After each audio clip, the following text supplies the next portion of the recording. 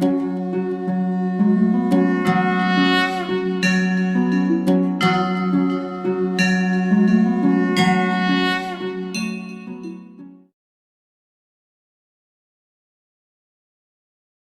Good morning કેમ છો ચાલો મિત્રો આજે વાત કરીએ સેકન્ડ લેક્ચર ની પહેલા થોડું પ્રીવિયસ લેક્ચર નું યાદ કરી લઈએ ચાલો તમે ભાઈ અલ્ફા કણના પ્રકીર્ણનને લગતા રેડિયો એક્ટિવ સ્ત્રોત લીધો હતો ગાઇગર માસ્ટરનો પ્રયોગ ઓકે 21483 આમાંથી જે અલ્ફા કણો નીકળતા એ સીસાના બ્લોકમાંથી એટલે કે સીસાના બ્લોક વડે આપણે પાતળી કિરણાવલીમાં રૂપાંતર કરતા અને અહીંયા સોનાનું વરખ હતું ખબર છે ને ભાઈ વરખ આવી રીતના અને અહીંયાથી અથડાય અને આ સિંગલ ક્રિસ્ટલ હોય સિંગલ ક્રિસ્ટલનો મિનિંગ થાય ભાઈ આ જાડાઈ જે છે જાડાઈમાં બહુ બધા પરમાણુઓના થપ્પા હોય એની બદલે બહુ પતલી લ્યો તો લગભગ એક જ સ્તર અને અહીંયાથી આલ્ફા કણ આવે ઓકે તો આવી લાઇનસર જે પરમાણુ હશે એની સાથે અથડાય એટલે અમુક દિશા બદલે તો એમાં તમે જુદી જુદી દિશામાં પ્રકીર્ણન કોણ અને પ્રકીર્ણન કોણ કહેવાય ઓકે જુદા જુદી દિશામાં પ્રકીર્ણન પામતા આલ્ફા કણોની નોંધ લીધી હતી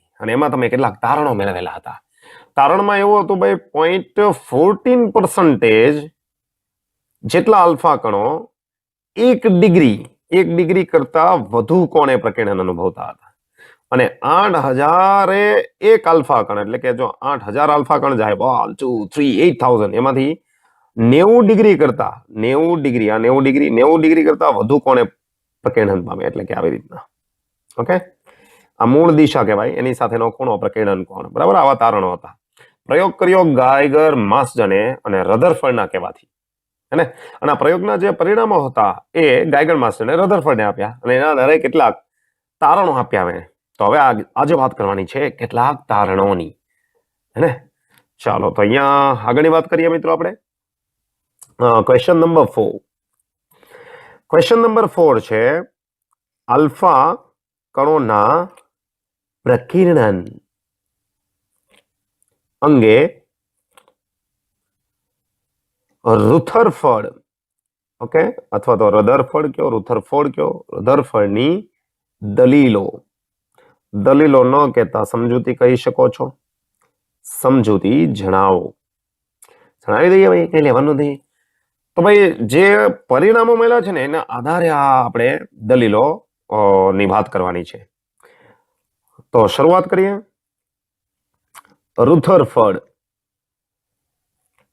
રુથરફર્ડે સૂચવ્યું ભાઈ એની સમજૂતી છે તો રુથરફર્ડે સૂચવે ને ન્યૂટન થોડે સૂચવે વાત કરે કે ચાલો નંબર 1 મોટા ભાગના આલ્ફા કણો નાના કોણે પ્રકીર્ણન અનુભવે છે ઓકે તો મને કયો આલ્ફા કણ અહીંયા જે અથડાય કોની સાથે સોનાના પરમાણુ સાથે ખબર છે ને આવી વરખ છે ઓકે આવું કાગળ જેવો ભાગ છે અહીંયા અથડાય બીજો ત્રીજો તો અહીંયા પરમાણુ સાથે સોનાના પરમાણુ સાથે અથડાય છે હવે વિચારો સોનાના પરમાણુ સાથે અથડાય આલ્ફા કણ છે આલ્ફા કણ સોનાની સાપેક્ષે બહુ નાનો છે તો મોટાભાગના આલ્ફા કણો નો પ્રકીર્ણન કોણ ખૂબ જ નાનો છે તો આ પરમાણુ છે ને એને પોલા ગણી શકાય તો જ અંદરથી પસાર થયા હોય હવે વિચારો આટલો મોટો પથ્થર હોય નક્કર અહીંયા નાનકડો કાકરો તમે લગાડો તો પ્રકીર્ણન કોણ મોટો જ મળે જો ફેંકાઈ જાય એના પાછો આવશે એને તો મૂળ દિશા સાથેનો પ્રકીર્ણન કોણ જુઓ તો અહીંયા મૂળ દિશા સાથેનો પ્રકીર્ણન કોણ મોટો જ મળે એનો અર્થ કે પોલા હોય તો જ અંદરથી પાસ થતા હોય એટલે જ પ્રકીર્ણન કોણ નાનો મળે તો સામે સોનું છે સોનાના પરમાણુમાંથી પસાર થાય છે કેમ કે અથડાય છે ને તો પહેલો ભાઈ તારણ એવું હતું મોટા ભાગના આલ્ફા કણો ખૂબ જ નાના કોણે પ્રકીર્ણન અનુભવે છે અને તેથી પરમાણુ પોલા ગોળા હશે તો પહેલી માહિતી એવી મળી કે ભાઈ અહીંયા સોનાના પરમાણુ છે બહુ બધા હે અને મોટાભાગના આલ્ફા કણો એનો પ્રકીર્ણન કોણ ખૂબ જ ઓછો છે મોટાભાગનાનો ઓછો છે તો અંદરથી પસાર થતા હશે એનો પ્રકીર્ણન કોણ ઓછો એનો અર્થ કે ઓકે પોલા હોવો જોઈએ કેમ કે આની સાઈઝ તો બહુ મોટી છે હે સોનાનો પરમાણુ આલ્ફા કણ કરતા અનેક ગણો મોટો છે ઓકે લગભગ 50 ગણો મોટો કહેવાય છે રાઈટ એટલા માટે પરમાણુને પોલા ગોળા કીધા તો ધીમે ધીમે જો બેઝ બંધાય છે પરમાણુ કેવો હોય ઓકે પાછળની દિશા એટલે હું જેનો પ્રકીર્ણન કોણ, ધારો કે અહીંયા સોનાનો પરમાણુ આવ્યો તો આ મૂળ દિશા થાય, પ્રકીર્ણન કોણ 90 કરતા વધારે છે. ઓકે, આ એંગલ, રાઈટ. તો પાછળની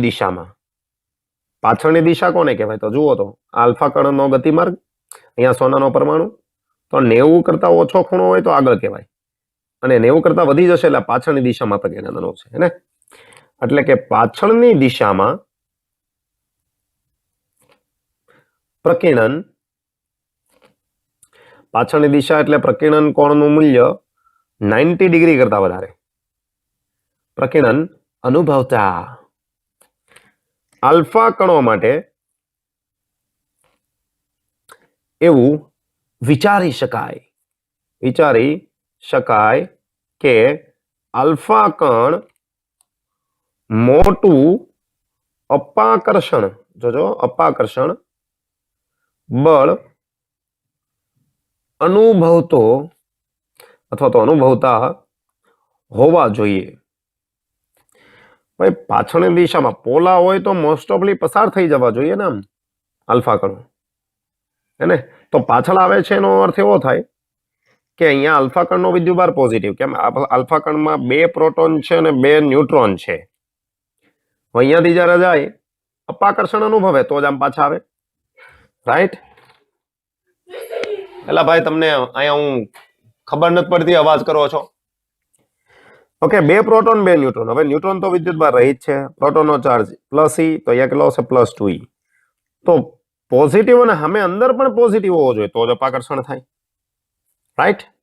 એટલે એવું કીધું ભાઈ પાછળની દિશામાં પ્રકીર્ણન અનુભવતા આલ્ફા કણો માટે એવું વિચારી શકાય કે આલ્ફા કણો મોટું અપાકર્ષણ બળ અનુભવતો. જોજો નામ શબ્દ જુઓ, મોટું અપાકર્ષણ. નાનકડા અપાકર્ષણ કઈ નહીં થાય, કેમ કે આલ્ફા કણ આવે છે 5.5 મેગા ઇલેક્ટ્રોન વોલ્ટ ઉર્જાથી આવે છે, હે ને. અને આ ઉપરાંત કીધું છે ને આવું તો જ શક્ય બને, આવું તો જ શક્ય બને જો પરમાણુનું સમગ્ર દળ અને ધન વિદ્યુત ભાર તેના કેન્દ્ર પર, ઓકે, કેન્દ્રિત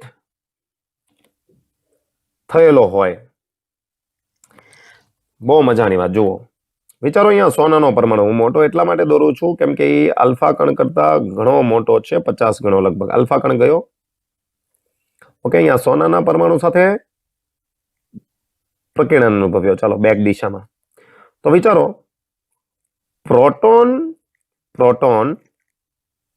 +2e વિદ્યુત ભાર ધરાવે, સોરી આલ્ફા કણ +2e ધરાવે, તો આલ્ફા કણ અહીંયા +2e ચાર્જ સાથે જાય છે.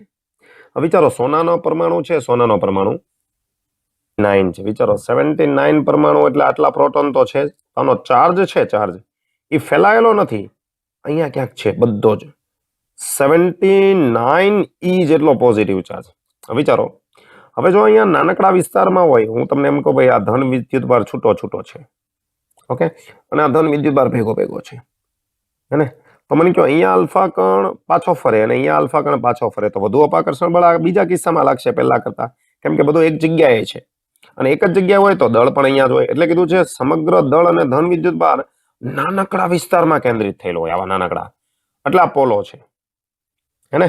એટલે અહીંયા નાનકડું તો પાછો આવે છે એ અહીંયા કોઈ કેન્દ્રીય ભાગમાં બધો ધન વિદ્યુતભાર કેન્દ્રિત થયેલો છે એવું ગણી શકાય, એટલે આ પાછા ફરે છે, રાઈટ થઈ ગઈ વાત. તો આ બધા છે ને પ્રેક્ટિકલ ઉપરથી આવેલું છે, પ્રયોગો ઉપરથી, એટલે કીધું ખીચોખીચ કેન્દ્રિત થયેલો હોય છે. તો વાત એવી થઈ સોનાનો પરમાણુ અને બધો ધન વિદ્યુતભાર નાનકડા વિસ્તારમાં, આવા વિસ્તારમાં, અને દળ પણ ત્યાં બધું ચિંગ ચિંગ ચિંગ ચિંગ ચિંગ ચિંગ, એટલે આમ પાછા આવ્યા બેકવર્ડ દિશામાં, એટલે પાછળની દિશામાં પ્રકીર્ણન પામતા. તો આમ શું થાય, આમ થાય તો આલ્ફા કણ ધન વિદ્યુત ભારને, સમજો, ધન વિદ્યુત ભારને ભેદ્યા વગર, આ ભેદ્યા વગર એટલે આમાંથી પસાર નહીં થઈ શકે, અપાકર્ષણ બળને કારણે પાછો આવી જશે, ભેદ્યા વગર ખૂબ જ નજીક જઈ શકે. આવું થાય તો જ બહુ નજીક જાય, અને જેમ જેમ અપાકર્ષણ બળ વધે એમ એનો વેગ ઘટે, હે ને. અને આવો ગાઢ સંઘાત મોટા પ્રકીર્ણનમાં, સમજો ભાઈ, મોટા પ્રકીર્ણનમાં પરિણમે. રાઈટ? એટલે જુઓ, જેમ જેમ નજીક જાય અપાકર્ષણ બળ વધે, વેગ ઘટે, અને પછી અપાકર્ષણ બળ એટલું બધું નજીક જાય, વધી જાય, પાછો મોકલી દે.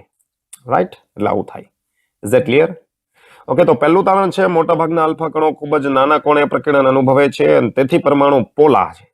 હવે પાછળની દિશામાં પ્રકીર્ણન અનુભવતા આલ્ફા કણો માટે એવું વિચારી શકાય કે આલ્ફા કણો મોટું અપાકર્ષણ બળ અનુભવતા હોવા જોઈએ, અને આવું તો જ શક્ય બને. ભાઈ, પસાર થાય છે એટલે આજુબાજુમાં તો ક્યાંય દળ વિતરણ હશે નહીં. ઓકે, એટલા માટે આવું તો જ શક્ય બને જો પરમાણુનું સમગ્ર દળ અને ધન વિદ્યુત તેના કેન્દ્ર પર કેન્દ્રિત થયેલા હોય, અને આમ થાય તો જ આલ્ફા કણ ધન વિદ્યુત ભારને ભેદ્યા વગર ખૂબ જ નજીક જઈ શકે અને આવો ગાઢ સંઘાત મોટા પ્રકીર્ણનમાં પરિણમે. રાઈટ? આગે બઢે.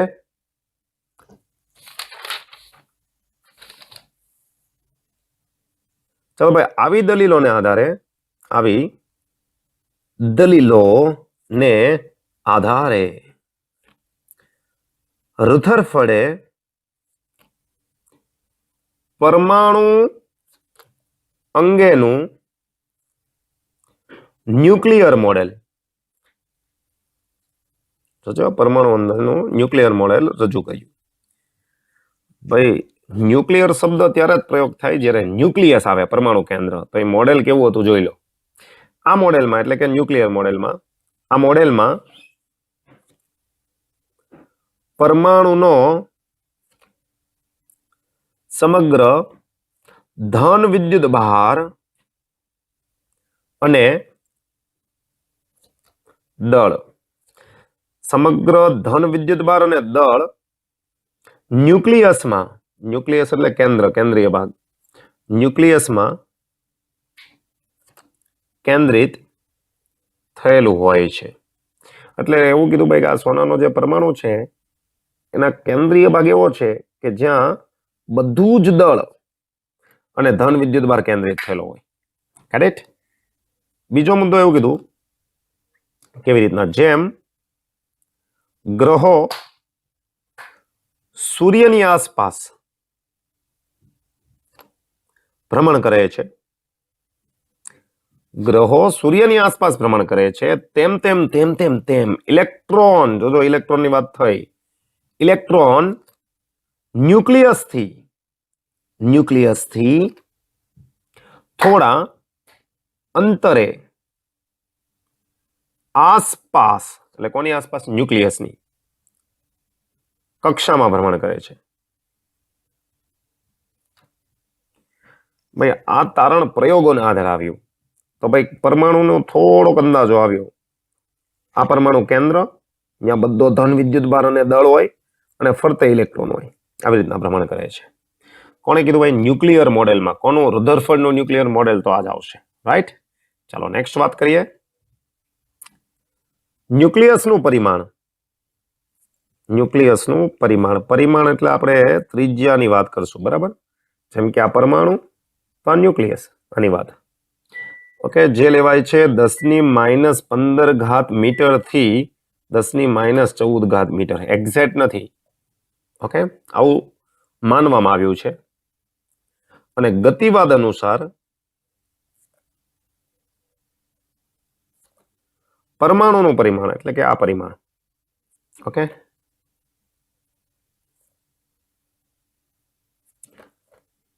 10⁻10 મીટર લેવાય છે. તો આપણે જો 15 ને ધ્યાનમાં લઈએ તો પરમાણુ ન્યુક્લિયસ કરતા 10⁵ ઘણો મોટો છે, ને? રાઈટ? ક્લિયર?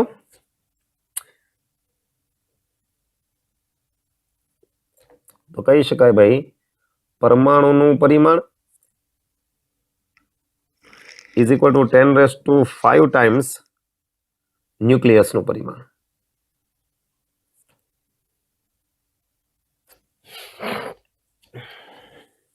એટલે જો તમે ન્યુક્લિયસની ત્રિજ્યા 1 મીટર લ્યો તો 10⁵ મીટર સુધી આ પરમાણુ ફેલાયેલો હોય.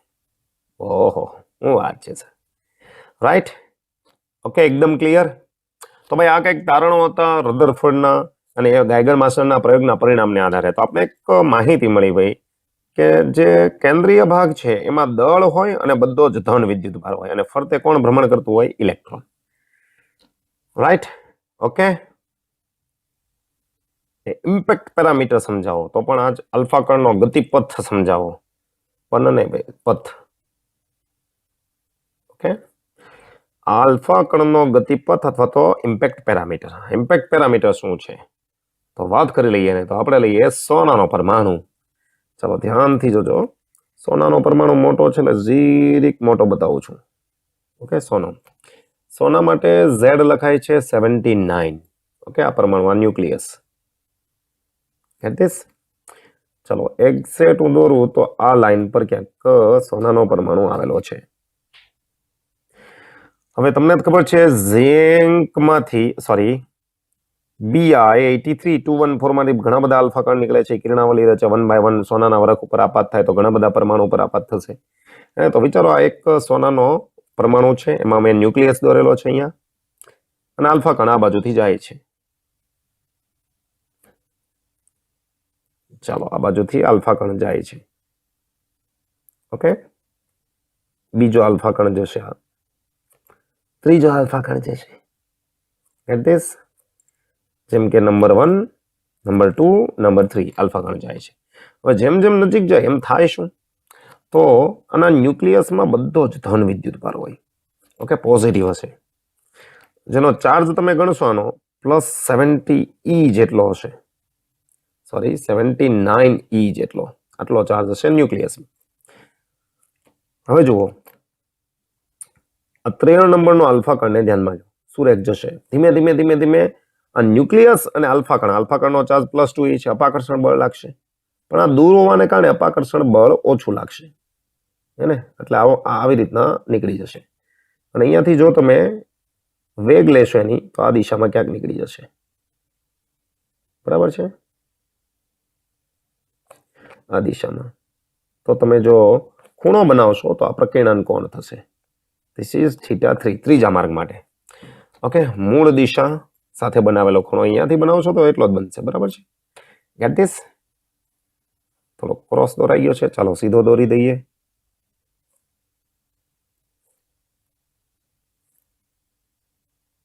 બરાબર છે? આ દિશામાં જતો રહ્યો. સેકન્ડ માટે વાત કરીએ. સેકન્ડમાં કલર બદલીએ. ચાલો સેકન્ડ નંબરનો આલ્ફા કણ કંઈક આ રીતના. તો તમને ખબર છે જેમ જેમ નજીક આવે અપાકર્ષણ બળ પહેલા કરતામાં વધશે. પહેલા કરતા વધે તો એનો એંગલ પણ બદલાશે વધારે. ઓકે. તો કંઈક આ રીતના જશે. તો અહીંયાથી જો તમે ધ્યાનમાં લેશો તેનો ગતિપથ એક એંગલ કંઈક આવી રીતના આવશે. અહીંયાથી જ બધા દર્શાવું છું. તો આ એંગલ જુઓ એને કરતા વધશે θ2 માટે. ઓકે. અને આને કહેવાય 1 નંબર માટે હેડ ઓન કોલિઝન. સીધો જુઓ ન્યુક્લિયસને જોડતી રેખા પર જ આવ્યો. ઓકે. આટલો નજીક જશે પણ ત્યાંથી જ પાછો ફરશે. અહીંયાથી હું બાજુમાં માર્ગ દર્શાવું છું. અહીંયા પાછો ફરવાનો માર્ગ, આ જવાનો માર્ગ, આનો પણ જવાનો, આનો પણ જવાનો, આ પાછો ફરવાનો. તો અહીંયા સુધી નજીક આવ્યો આ. Get it? ક્લિયર? તો આના માટે આલ્ફા પ્રકીર્ણન કોણ 180 થઈ ગયો. જો આપાત અને પ્રકીર્ણન કોણ. ઓકે. તો જુઓ જેમ જેમ નજીક આવે એમ પ્રકીર્ણન કોણ વધે આલ્ફા કણ. તો આને કહેવાય પ્રારંભિક વેગ સદિશ. આ વેગ સદિશ પ્રારંભિક કહેવાય કેમ કે અહીંયા તમે ન્યુક્લિયસમાં 79 જેટલો ચાર્જ લેશો, આલ્ફા કણ આમ નજીક આવે એમ અપાકર્ષણ બળ લાગતું જાય. જો આ બે વચ્ચેનું અંતર આટલું છે, અહીંયા પહોંચો ત્યારે. ઓકે. કન્ડિશન 2 ઉપર પહોંચ્યો ત્યારે અપાકર્ષણ બળ વધી ગયું. તો આ દિશા બદલતું જાય એમ. તો શરૂઆતનો વેગ સદિશ અહીંયાથી કહેવાય. આ શરૂઆતનો વેગ સદિશ અને ન્યુક્લિયસ વચ્ચેનું લંબંતર. અહીંયા તો બધું અલગ અલગ થશે, જો આમ બદલાતું જશે એટલે આ બધું, અને ન્યુક્લિયસ વચ્ચેનું લંબન, અને ઇમ્પેક્ટ પેરામીટર કહેવાય. એને તો આપણે સીધી વ્યાખ્યા લખી દઈએ ભાઈ. ઇમ્પેક્ટ પેરામીટરને સંઘાત પ્રાચલય કહેવાય. તો સંઘાત પ્રાચલ ઉર્ફ ઇમ્પેક્ટ પેરામીટર. ઇમ્પેક્ટ પેરામીટર ધ્યાનથી સમજજો ભાઈ. આલ્ફા કણ જાય છે એનો પ્રારંભિક. તો આલ્ફા કણના પ્રારંભિક વેગ સદિશ શરૂઆતમાં બધાના વેગ સદિશ લઈ લો, અને ન્યુક્લિયસ કોનો ન્યુક્લિયસ? સોનાનો ન્યુક્લિયસ. કેમ કે આપણા પ્રયોગમાં તો સોનું જ છે, હે ને? એટલે ન્યુક્લિયસ તરીકે સોનું સમજવાનું. ન્યુક્લિયસ, ટાર્ગેટ ન્યુક્લિયસ કહેવાય. ન્યુક્લિયસ વચ્ચેના લંબ અંતર ને ઇમ્પેક્ટ પેરામીટર કહે છે. ચાલો આને આકૃતિમાં જોઈએ આપણે. પહેલા માટે જુઓ, પહેલા ને ત્રીજા માટે જુઓ. ત્રીજા માટે પ્રારંભિક વેગ સદિશ અને ન્યુક્લિયસ આ વન અને ન્યુક્લિયસને જોડતી રેખા જ કહેવાય. આ ન્યુક્લિયસ વચ્ચેનું લંબ અંતર. આ ઇમ્પેક્ટ પેરામીટર થયો અંતર B3. જો પ્રારંભિક વેગ સદિશ અને ન્યુક્લિયસ વચ્ચેનું લંબ અંતર, રાઈટ? આને શું કહેવાય? આ બીજા માટે ઇમ્પેક્ટ પેરામીટર B2. પહેલા માટે કેટલું? 0. અને હેડ ઓન કોલિઝન કહેવાય, સન્મુખ સંઘાત. ન્યુક્લિયસ પર જ સીધો એટેક થાય છે, હેડ ઓન કોલિઝન, હે ને? સન્મુખ સંઘાત. અને આ વખતે ઇમ્પેક્ટ પેરામીટર 0 હોય, રાઈટ છે? ઓકે, ઇમ્પેક્ટ પેરામીટર ઘટે એમ પ્રકીર્ણન કોણ વધે. આઈડિયા આવી ગયો, હે ને? ઇમ્પેક્ટ પેરામીટર B અથવા તો સંઘાત પ્રાચલ B લઈએ. આલ્ફા કણનો ગતિપથ. હવે તો કહો ગતિપથ કોના ઉપર ડિપેન્ડ કરે? ગતિપથ સંઘાત પ્રાચલ B પર આધારિત છે. ભાઈ સિમ્પલ છે. પ્રકીર્ણન કોણ બદલાઈ જાય એટલે દિશા બદલાઈ ગઈ. જો આધારિત છે તો B ઉપર આધારિત છે. ઓકે, જેમ બીનું મૂલ્ય ઘટે તેમ પ્રકીર્ણન કોણ થીટા વધે. આનો અર્થ શું? એટલે કે B ઘટે તેમ આલ્ફા કણ મોચું પ્રકીર્ણન અનુભવે.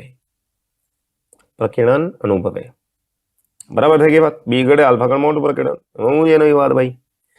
ઓકે, B બરાબર 0 સ્થિતિમાં થતા સંઘાતને, ભાઈ સંઘાત એટલે અથડામણ, સંઘાતને હેડ ઓન કોલિઝન, વાત થઈ ગઈ આગળ, હેડ ઓન કોલિઝન કહે છે. સન્મુખ સંઘાત. ઓકે, સન્મુખ સંઘાતની વાત કરીએ. સન્મુખ સંઘાત ની સ્થિતિ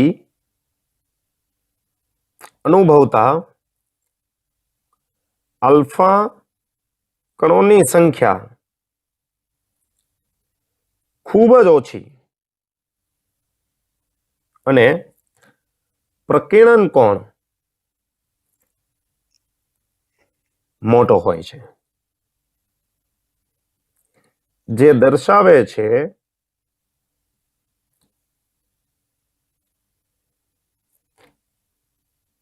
પરમાણુનું દળ નાના કદમાં કેન્દ્રિત થયેલું હોય છે. ઓકે ભાઈ, મોટો પ્રકીર્ણન બધું દળ અને ધન વિદ્યુત બરાબર નાના કદમાં તો મોટો પ્રકીર્ણન આમ ફેલાયેલું હોય તો એટલું અપાકર્ષણ બળ નહીં લાગે, પણ આટલા જ વિસ્તારમાં બધો ચાર્જ આવી જાય તો ખૂબ જ મોટું અપાકર્ષણ બળ લાગશે. રેડી? ઇમ્પેક્ટ પેરામીટર વિશે ખ્યાલ આવી ગયો. પ્રારંભિક વેગ સદિશ, દરેક 1 2 3 3 આલ્ફા કણ લીધા, ત્રણના વેગ સદિશ અને ન્યુક્લિયસ વચ્ચેનું લંબ અંતર એટલે કે ભાઈ ઇમ્પેક્ટ પેરામીટર. ઇમ્પેક્ટ પેરામીટર ઘટે પ્રકીર્ણન કોણ વધે. બસ એવી વાત છે. કમ્પ્લીટ એકદમ. Are you sure? હવે જરાક અહીંયા ધ્યાનથી જોવા, મજાની વાત કહું ધ્યાનથી જુઓ ભાઈ. આમાં એક વાત છે, distance of closest approach. Distance of closest approach એને હું કહી દઉં છું R0. હવે જુઓ તો અહીંયાથી આલ્ફા કણ શરૂઆતમાં ગયો, હેડ ઓન કોલિઝન, B બરાબર 0 સ્થિતિમાં. ઓકે, બધી જ ગતિ ઉર્જા છે એ જ્યારે અહીંયા પાછો વળ્યો, જુઓ અહીંયા ગ્રીન કલર બતાવ્યો, જો અહીંયાથી પાછો વળ્યો તો અહીંયા ક્ષણ પૂરતો સ્થિર થઈ જાય. આ જે અંતર છે હવે દર્શાવેલું છે જુઓ અંદર આકૃતિમાં R0 એ વખતે ગતિ ઉર્જાનું બધું સ્થિતિ ઉર્જામાં રૂપાંતર થયું. ગતિ ઉર્જા તમને આપેલી હશે, સ્થિતિ ઉર્જા લખાય કે આલ્ફા કણનો ચાર્જ ક્યુ આલ્ફા કણ, ન્યુક્લિયસનો ચાર્જ કે ન્યુક્લિયસ અપોન R0. તો જે R0 છે એને કહેવાય ડિસ્ટન્સ ઓફ ક્લોઝેસ્ટ એપ્રોચ. શું કહેવાય છે? Distance of closest approach. બરાબર છે. આમાં અંદર ડિટેલિંગમાં નથી આપેલું, હું તમને લખાઈ દઉં છું. ડિસ્ટન્સ ઓફ ક્લોઝેસ્ટ એપ્રોચ જો પૂછાય તો શું કરવાનું? ડિસ્ટન્સ ઓફ ક્લોઝેસ્ટ એપ્રોચ, જેને આપણે R0 કહીશું, હે ને? તો બી બરાબર 0 સ્થિતિમાં, એટલે કે હેડ ઓન કોલિઝનની સ્થિતિમાં આલ્ફા કણ અને ન્યુક્લિયસ વચ્ચેના 2 અને 3 નામના પથમાં નહીં, માત્ર 1 નંબરના પથમાં જ આ શક્ય બને. લંબ અંતર, એ ભાઈ લંબ ક્યાંથી આવે? લઘુત્તમ અંતર R0 ને વ્યાખ્યા લખી છે ડિસ્ટન્સ ઓફ ક્લોઝેસ્ટ એપ્રોચ કહેવાય. આ સ્થિતિમાં શું થાય? તો બધી જ ગતિ ઉર્જાનું ત્યાં સ્થિતિ ઉર્જામાં રૂપાંતર થાય. આ સૂત્રનો ઉપયોગ કરવો. ઓકે, કેવા પ્રશ્નો પૂછાયેલા છે પણ આપણે ચેક કરી લઈએ. જાતે ગણવાનો છે, બધા ટ્રાય કરો અને આનો આન્સર પણ નીચે લખવાનો છે કોમેન્ટ બોક્સમાં, બધાએ કમ્પલસરી. રેડી? ઓકે,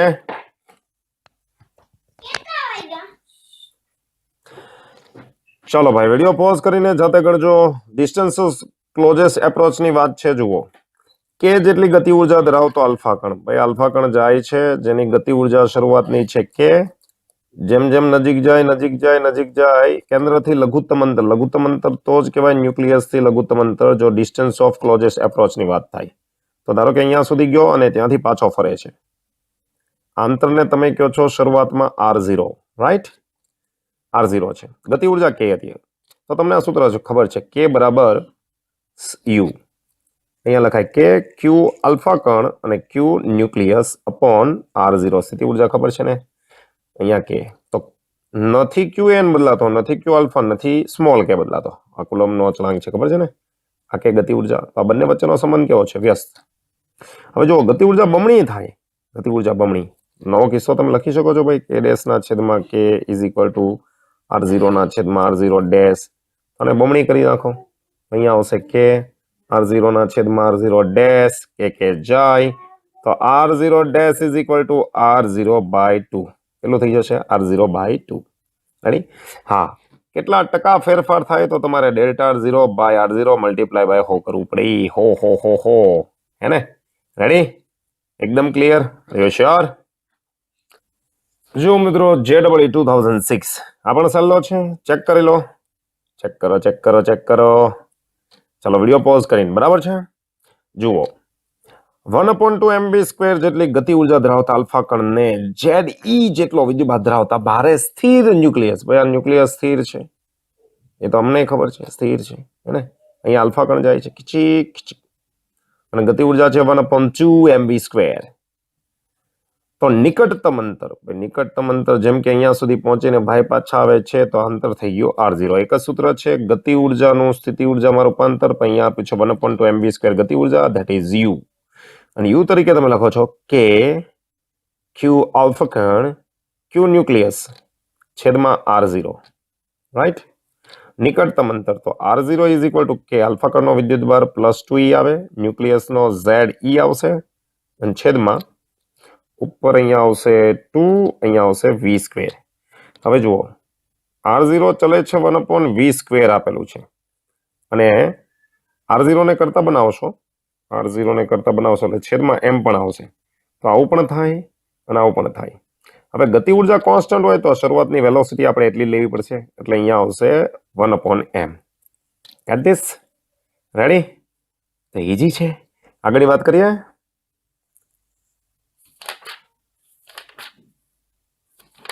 જે પણ તારણો આવ્યા એના આધારે એણે એક પરમાણુનું મોડેલ રજૂ કર્યું, જે અમને અડધું તો ખબર જ છે, અને મર્યાદા પણ જોઈએ.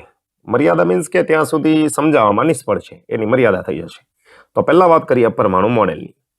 ઓકે, ત્યાં લઈ લઈશું પરમાણુ મોડેલ. કોનું? રધરફર્ડ. આ રુથરફર્ડ બોલો ભાઈ, કોઈ ઇશ્યુ નથી, બરાબર છે? તો લખીએ ભાઈ, સૂર્ય ગ્રહોની સોરી સૂર્ય ગ્રહોના તંત્રની જેમ, એટલે કે ભાઈ સૂર્યની ફરતે બધા ગ્રહો કેમ ભ્રમણ કરે છે એવી રીતના, જેમ કેન્દ્રમાં ન્યુક્લિયસ અને ન્યુક્લિયસની ફરતે ન્યુક્લિયસની ફરતે ભ્રમણ કરતા ઇલેક્ટ્રોનનું બનેલું સ્થાયી એટલે as it is. Okay, electron ભ્રમણ કરે તો એ સ્થાયી હોય, એ કોઈ ઉર્જા મેળવે પણ નહીં, ગુમાવે પણ નહીં, એવી રીતના નોર્મલ ફર્યા કરે. ઓકે, તો સૂર્ય અને ગ્રહોના તંત્રની જેમ કેન્દ્રમાં ન્યુક્લિયસ અને ન્યુક્લિયસની ફરતે ભ્રમણ કરતા ઇલેક્ટ્રોનનું બનેલું સ્થાયી પરમાણુ મોડેલ. એનો અર્થ કે ઇલેક્ટ્રોનના ભ્રમણ દરમિયાન કોઈ ઉર્જાનું અત્યારે શોષણ નથી કરતો કે કોઈ ઉત્સર્જન નથી કરતો. બરાબર છે, સ્થાયી કહેવાય, કોઈ પ્રક્રિયા નથી થતી મતલબમાં. ચાલો, ગ્રહોના તંત્રમાં એક બળ લાગે, જેમ કે સૂર્ય છે અને આ બધા ગ્રહો ભ્રમણ કરે તો બધા ગ્રહોને એક બળ લાગે, જેને તમે કેન્દ્રગામી બળ કહો છો, ગુરુત્વાકર્ષણ બળ પૂરું પાડે. જ્યારે અહીંયા ન્યુક્લિયસમાં ધન વિદ્યુત ભાર અને ફરતે રહેલો ઇલેક્ટ્રોન, તો આ કુલંબ બળ કેન્દ્રગામી બળ પૂરું પાડશે. બરાબર છે, તો ગ્રહોના તંત્રમાં ગુરુત્વાકર્ષણ બળ કેન્દ્રગામી બળ પૂરું પાડે છે. અહીં ન્યુક્લિયસ એટલે કે પરમાણુ કેન્દ્ર, જેનો વિદ્યુતભાર ધન છે, અને કક્ષામાં કોણ છે? ઇલેક્ટ્રોન. અને ઇલેક્ટ્રોન વચ્ચે લાગતું કુલંબીય બળ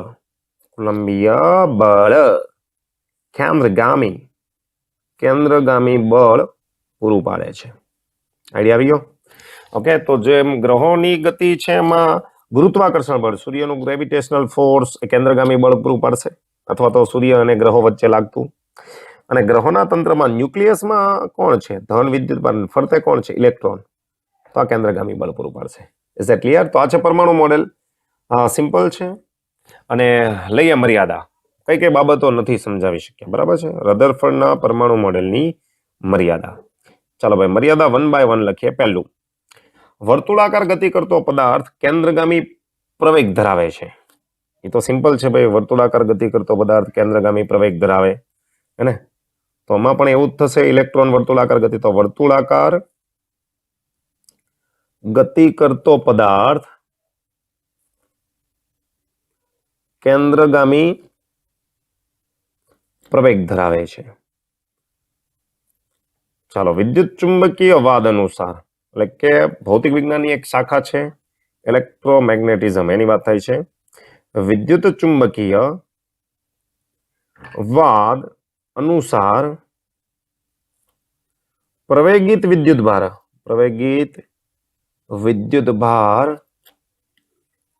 વિદ્યુત ચુંબકીય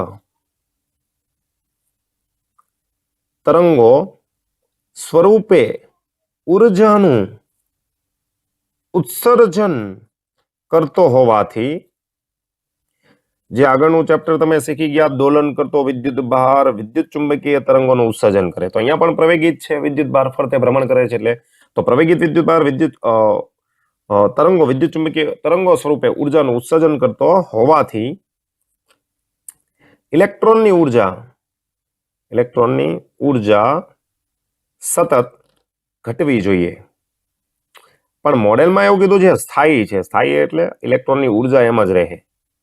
અને અહીંયા એમ કહે છે ભાઈ, આ પ્રવેગિત છે, કેન્દ્રગામી પ્રવેગ હોય તો આ સતત વિકિરણનું ઉર્જાનું સર્જન કરે તો એની ઉર્જા ઘટે. એ પણ વાત સાચી છે. તો મર્યાદામાં નથી સમજાવી શકાતું કે વર્તુળાકાર ગતિ કરતો પદાર્થ કેન્દ્રગામી પ્રવેગ ધરાવે અને વિદ્યુત ચુંબકીય વાદ અનુસાર પ્રવેગિત વિદ્યુત ભાર વિદ્યુત ચુંબકીય તરંગો સ્વરૂપે ઉર્જાનું ઉત્સર્જન કરતો હોવાથી ઇલેક્ટ્રોનની ઉર્જા ઘટે. અને જો આમ થાય તો શું? જો આમ ઇલેક્ટ્રોનનો ગતિમાર્ગ વર્તુળાકાર ન રહેતા સર્પિલ ગતિ, એટલે કે ભાઈ કમાનાકાર થઈને ન્યુક્લિયસ માં પરિણમે અને સંઘાત દરમિયાન આવો પરમાણુ સ્થાયી રહી શકે નહીં. સિમ્પલ છે. જુઓ, આ ન્યુક્લિયસ છે જેને પોઝિટિવ ચાર્જ છે જેડી, અને અહીંયા ફરતે કોણ ભ્રમણ કરે છે? ઇલેક્ટ્રોન. હવે ઇલેક્ટ્રોન તો ઉર્જાનું ઉત્સર્જન કરે, અહીંયા આવશે ત્યારે, અહીંયા આવશે ત્યારે, તેનો ગતિપથ ધીમે ધીમે ઉર્જા ઘટે એટલે આમ કમાનાકારનો થાય, ઉર્જા ઉત્સર્જન થાય છે કમાનાકાર. અને એટલી બધી સ્પીડ હોય કે અહીંયા ન્યુક્લિયસમાં પરિણમે. એટલે સંઘાત દરમિયાન આવો ન્યુક્લિયસ સ્થાયી ન રહી શકે. સ્થાયી એટલે ઉર્જાનું ઉત્સર્જન થઈ જાય, હે ને, અથડામણ સંઘાત થઈ ગઈ. રાઈટ. તો પહેલી તો આ સ્થાયીપણું સમજાવવામાં નિષ્ફળ ગયો. બીજી વાત, પ્રચલિત વિદ્યુત ચુંબકીય વાદ અનુસાર ઇલેક્ટ્રોનના પરિભ્રમણની આવૃત્તિ અને ઇલેક્ટ્રોનના પરિભ્રમણની આવૃત્તિ એટલે ઇલેક્ટ્રોન એક સેકન્ડમાં કેટલા દોલન પૂર્ણ કરે ને આવૃત્તિ કહેવાય. બરાબર, એક સેકન્ડમાં થતા દોલનો. પરિભ્રમણની આવૃત્તિ અને ઉત્સર્જિત વિદ્યુત ચુંબકીય તરંગની આવૃત્તિ સમાન હોય છે. એ આગળના ચેપ્ટરમાં જોયું ઇલેક્ટ્રોમેગ્નેટિક વેવ્સમાં. જેમ કે અહીંયા વિદ્યુતભાર છે એ એક સેકન્ડમાં 10 દોલન કરે, તો અહીંયા જે તરંગ નીકળે પણ એનું પણ એક સેકન્ડમાં 10 દોલન જ થાય. એટલે કે દોલનની આવૃત્તિ, ઓસિલેશનની આવૃત્તિ અને ઇલેક્ટ્રોમેગ્નેટિક વેવ્સની આવૃત્તિ બે સરખી થાય. આવું વિદ્યુત ચુંબકીય વાદ કહે છે. તો પ્રચલિત વિદ્યુત ચુંબકીય વાદ અનુસાર ઇલેક્ટ્રોનના પરિભ્રમણની આવૃત્તિ અને ઉત્સર્જિત વિદ્યુત ચુંબકીય તરંગની આવૃત્તિ કેવી છે? સમાન છે, હે. પણ અહીં પ્રેક્ટિકલી એવું જોવા મળે છે, ઇલેક્ટ્રોનના સર્પિત એટલે ભાઈ કમાનાકાર ગતિપથને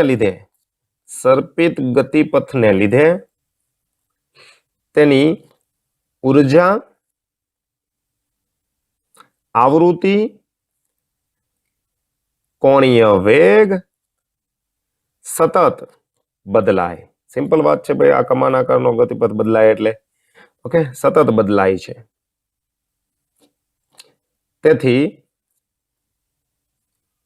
ઉત્સર્જિત વિદ્યુત ચુંબકીય તરંગની આવૃત્તિ સતત બદલાય. કહેવા એવું માંગે છે કે ઇલેક્ટ્રોન પ્રવેગિત ગતિ કરે એટલે પછી ઉર્જાનું ઉત્સર્જન કરે એટલે એનો આકાર છે ને આવી રીતના સર્પિલાકાર બનતો જાય. હા, ઓકે. તો અહીંયાથી પરિભ્રમણ કરીને અહીંયા આવશે પાછો, જો આમ છેલ્લો ગતિપથ ચીક, હે ને. પછી બીજું પરિભ્રમણ. તો જેમ પરિભ્રમણ ઘટતા જાય એટલે કે પરિભ્રમણ મીન્સ કે એનો ગતિપથ નાનો ને નાનો થતો જાય, આવૃત્તિ, કોણીય વેગ સતત બદલાય કરે. તેથી ઉત્સર્જિત તરંગની આવૃત્તિ પણ બદલાય. કેમ કે વિદ્યુત ચુંબકીય વાત તો એવું કહે છે જેટલી આવૃત્તિથી દોલન કરે એટલી આવૃત્તિ વાળું વિદ્યુત ચુંબકીય તરંગ ઉત્પન્ન થાય. તો આવૃત્તિ બદલાય તો ઉત્પન્ન થતા વિદ્યુત ચુંબકીય તરંગની આવૃત્તિ પણ બદલાય છે. રાઈટ. પરંતુ હકીકતમાં